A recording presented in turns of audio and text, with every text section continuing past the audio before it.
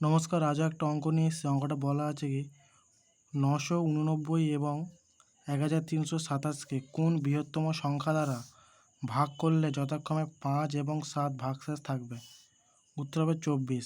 এখানে বলেছে প্রথমে কি করব আমরা 989 থেকে প্রথম ক্ষেত্রে কী বলেছে 5 ভাগশেষ থাকবে, তাই 5 বিয়োগ করব 984।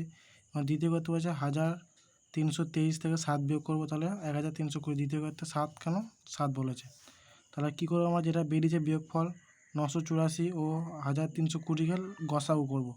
বৃহত্তম সংখ্যা বলেছে গসাগু করবো। যদি বলতো কোন ক্ষুদ্রতম সংখ্যা, তাহলে আমরা লসাগু করতে মানে কোন সংখ্যাটা বিভাজ্য করলে লসাগু করতাম। এখানে বলছে কোন বৃহত্তম সংখ্যা দ্বারা ভাগ করা হবে, তাহলে কী করবো গসাগু।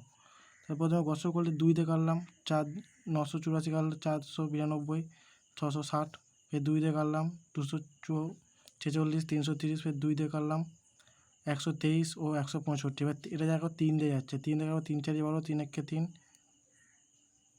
এটা কাটবো 3 5 15, 3 5 15, তাহলে কত হলো 1 2 গসাগু মানে কি এবার যেগুলোতে সবগুলো কাটা গেছে, তাহলে কী হলো 1 2 3টে 2 একটা 3, তাহলে 2 2 4 2 8 3 24। উত্তর কথা হলো 24।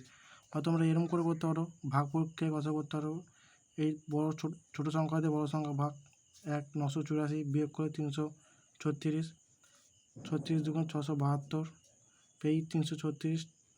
প্রথমে এইটা এখানে চলে হলো, যেটা বেরোলো ভাগশেষ সেটার সাথে 363 ভাগ করো, সেটা দিয়ে 363 ভাগ করলে 1, 312, এই 24 ভাগশেষ বেরোলো। ফের 324 যে 312কে ভাগ 24 1 24, 3 24 72।